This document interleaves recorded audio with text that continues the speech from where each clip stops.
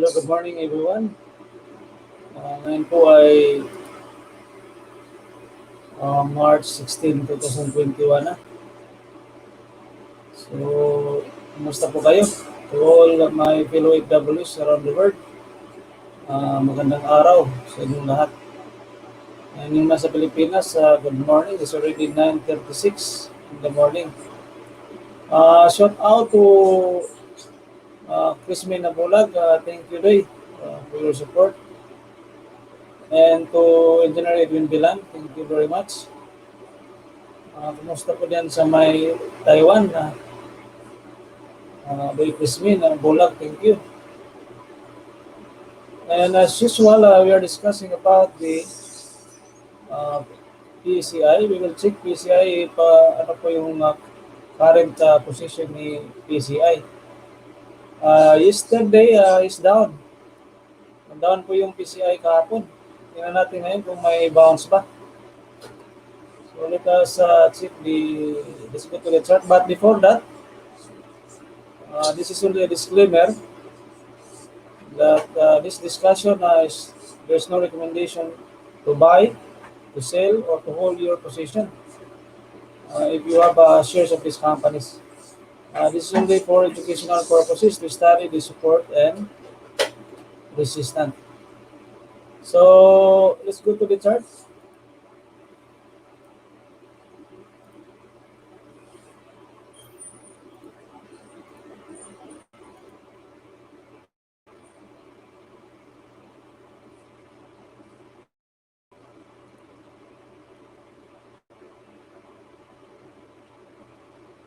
So this is a chart of the PCI as of 9:38 in the morning. So I draw a channel. This one is the resistance, and this is the resistance. There's a rejection. We call it as resistance area, and there's a bounce. This is the support. This is the support area. Is the bottom line of the channel. So now, if we see the current level of PSCI, as of 9:38 in the morning, is down by 0.39%. So the overall position, the current position now, it is in a downtrend because it is below all the exponential moving averages. This blue line, red line, this orange line, and green line. So it means it is a downtrend. So PCI is opening is below the bottom line of the middle line of the channel. So if you see here, there is a bounce in the middle of the channel. This is also, there's a bounce. But now, he is opening below the bottom line of the middle line of the channel. So if ever there is a bounce, we will check this middle line of the channel. I'm a break knee PCI or this horizontal resistance, this yellow line. If ever we will close red again today, we'll expect PCI will go back to this incline support, this line. There is a bounce in this area. There is a bounce here. So it means this incline line is the support. So we need to see if PCI will go back to this line. It is also coinciding with the bottom line of the channel. So we will see if PCI will go back to this line. But if ever PCI will climb back above on this horizontal support, this line, and it will break this resistance line, this horizontal resistance, we'll see if we will going back to this upper line of the channel. So, but for now, still is below the middle line of the channel. So we'll expect and see if there is a pullback of the PCI on this area here. This incline support.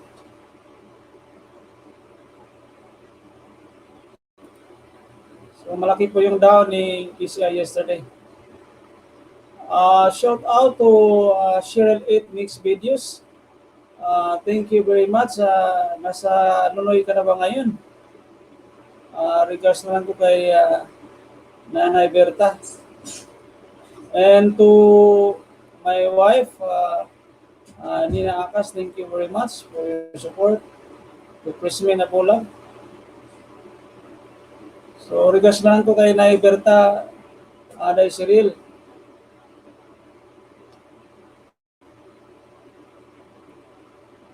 Now let's go to the chart again. We will see the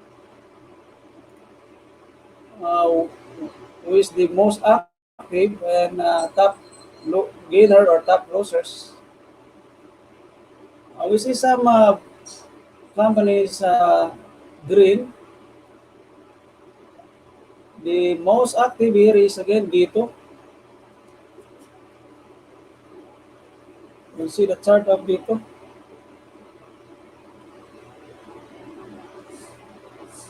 And APL is also green. PHA MPI is red.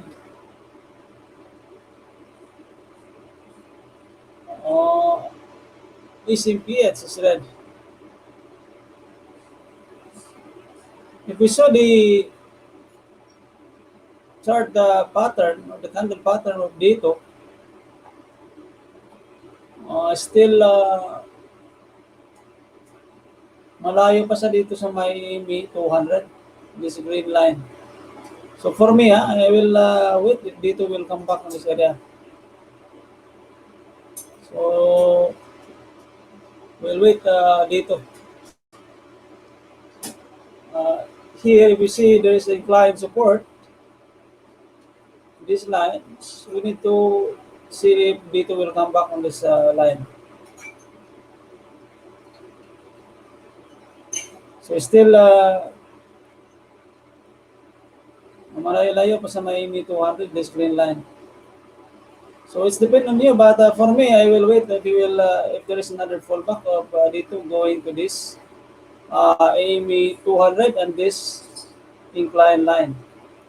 So if you see the indicator, still MACD is below the zero line.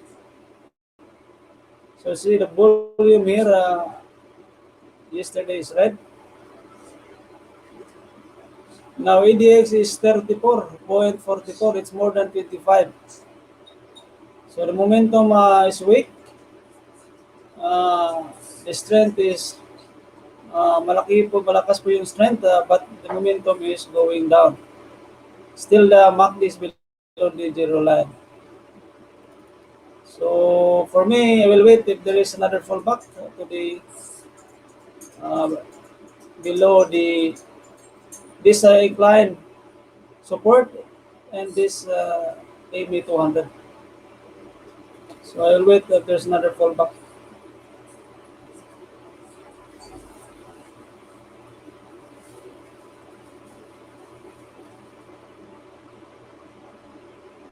Now we will see another one. PSE, the second most active, we will see is up by 0.33%. Natin si PSE. APL is red, BDO is also red. So it means that the current price as of 9:45 is below the opening. If you see the chart of PSE, it is in the ME 200, ME 20, this blue line. So for me, we will see if we will break this ME 20. We can draw the horizontal support. This line here. So now he is in the resistance because this area here, this is the support. This is also the support, previous support. And now the price of PSE is near the resistance because it will become resistant. Support will become resistant. So for me, we will see and don't be aggressive for a PSE. It is near the resistant area. So we'll see if we'll go back to this line. This area here. So if you see the formation of the candle, it is near the resistance. So don't be aggressive for PSE unless you will break this AMA 20 and you will break this horizontal resistance, this line. So kung ma-break yan, of course, you will go back to the next resistance above. So possible here, this line. So kung ma-break ni PSA, itong horizontal resistance, possible we will go back to, we will go to above next horizontal resistance, this line. And AME 50, this red line. This is the exponential moving average 50. But currently, the price is near the resistance area. Don't be aggressive. There is a possibility that there's a pullback on this horizontal support line below. And the PCI now still there's no indication to bounce. So we need to take care because if the PCI will go down again, this stock, most of the stock will go down. So don't be aggressive for PSI for me, but it's up to you. PSE. We'll see next one, PHA.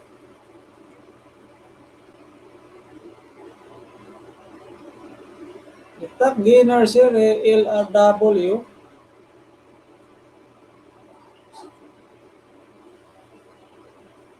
PHA now, as we discussed yesterday, is near on this horizontal incline support, this line. So we'll see if we will bounce in this area. But for now, we will see the pattern. It is below the two exponential moving average 20 and 50. So it means it is a trend in adjustment. So we need to watch this incline support na mag-hold. If ever hindi mag-hold yung incline support, then we will expect another downward movement of BSC. If there is a bounce here, we will see this next incline resistance. If there is a bounce on this incline support. But we'll watch this incline support na hindi ma-break ni PHA. Because of course, it will go another downward, maybe here, or here, this area here. So just check the incline support na mag-hold yung movement ni yung price ni PHA. Shout out to MHA Dilhen. Thank you very much. Thank you for your support. To Cheryl It Makes Videos, to my wife, to Engineer Ibn Bilan, and to Chris Min Nabulag. Thank you for your support.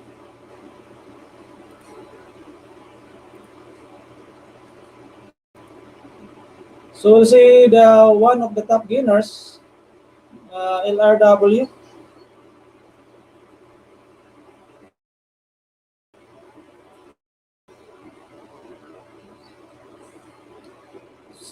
This company now is the top gainers as of 9:50. This most active and top gainers and top losers, pwede po ito magbago until 1 o'clock in the afternoon. Because still the trading is up to 1 o'clock. So pwede po ito magbabago yung mga most active and top gainers and top losers. For me, LRW, so I will not be aggressive for LRW now. If you see here, it's creating a resistance now here in this area. So this line, now it's creating resistance on this area, this horizontal line. So for me, I will not be aggressive for LRW. But it's depend on your strategy. Well, so another one is SLI. Natin si SLI. Si RCT is green, BDO is also red. SLI now, malapit na po sa dito sa may resistant area. So we need to see if there's a pullback on this horizontal support line, this line, and this incline support. So malayo na yan, malayo na sa may support area.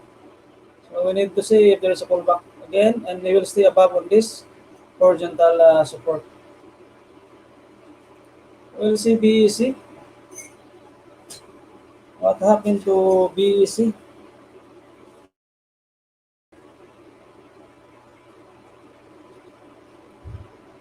The top losers is PE and BC, Benguet Corporation.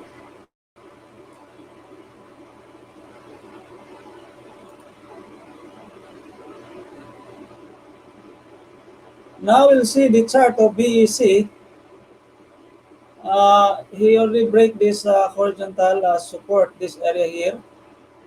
But we'll see if there's a bounce on this support area here. So we need to watch BEC if we will go back to this horizontal support, and if there is a bounce in this area. It is also corresponding with this incline support.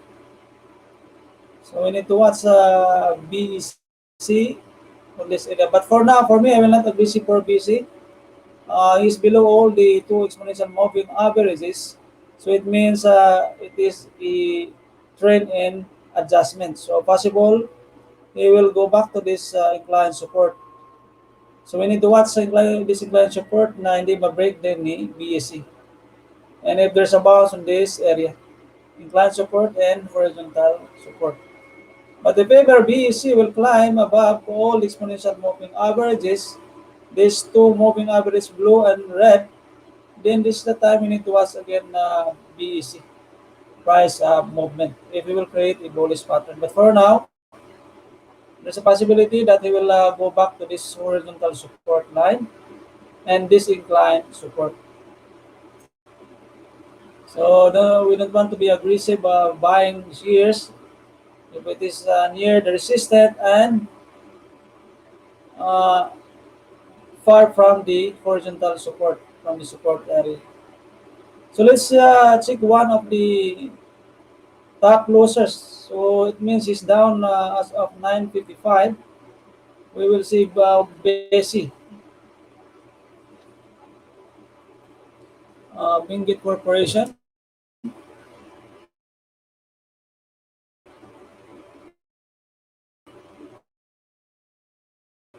Metro Bank is down.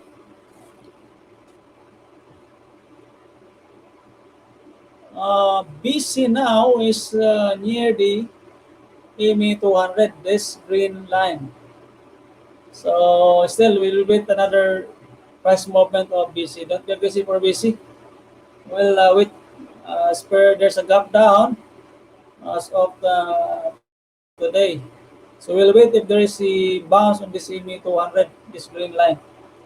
Shout out to Francis Amparo, Kit Jason, John Marching, Ralph Lee Morano, and Maynard Castro. And we'll look to Manny Davis, and Wakey Bordado, and Christian Earl Amlug, and Engineer Ryan Lasaka, and Engineer Cas Richard Lorono.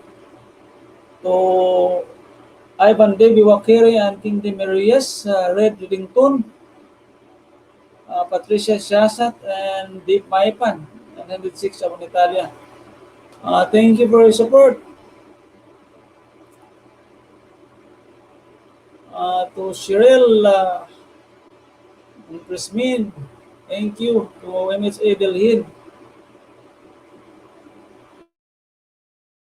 So we'll see another one. The next one we will see Double Dragon. He is one of the top gainers. He is up by 5.26. Shout out to Virgilio Magna and Engineer Victor Miguel Pinat and Engineer Edwin Vergara, Engineer Engineer Galpi, to Engineer Larry Amogues also, thank you. To Federico Paulino and Eric Rimolano, thank you for your support. To Jonathan Noho and Louis Patrick Dublois, thank you. To Merlin Panya and Gary Carmona and El Espiritu and Coach Barquez. If you see Double Dragon is down yesterday. How much the is down by 12.18% yesterday. So if we see here, for me, I will not agree for Double Dragon unless you will go back to this horizontal support, horizontal resistant line. If you will break this horizontal support resistant line, this is the area I need to see. But for now, this is not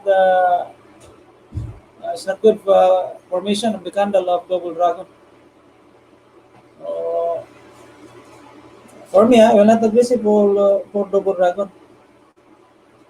So even is the top gainers, but if you see the candle yesterday is very bearish candle. So we'll wait another price movement of Double Dragon. Shout out to Franz Naboa and Chuyam Ku and Arlen Bruno. And to Engineer Eric Lamontad and Engineer Jonas Espijo. Thank you very much. And to Engineer Peter Dominic Bergonio, thank you for your support also. So we're back to PCI. What is the movement of PCI now?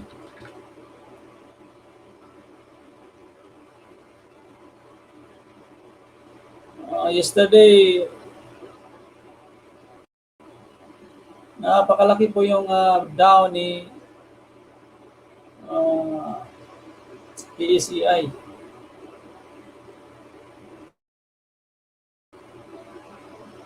The PSEI. Again, it is red as of 9:59 in the morning. So it's still red. So we'll see if it will break this incline middle line of the channel. If not possible, we will see in this bottom line of the channel and this incline support. So still red yung ano natin. So we'll see if we will close green today.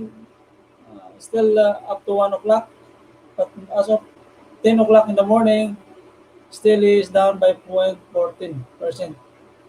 So for me, this is the time to not still need more price movement of PCI. So red pa rin si PCI as of 10 o'clock in the morning. So I hope learned something about this discussion. This is only purely support and resistance. Desiree, nandun ka na sa sa Lonoy.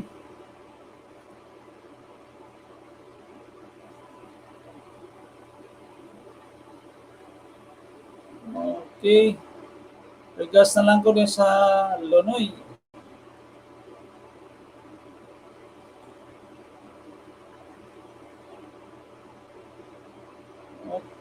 So if you have comments and questions, just put your comments in the comments box. And we will see. PCI is still not No possibility for bounce for PCI.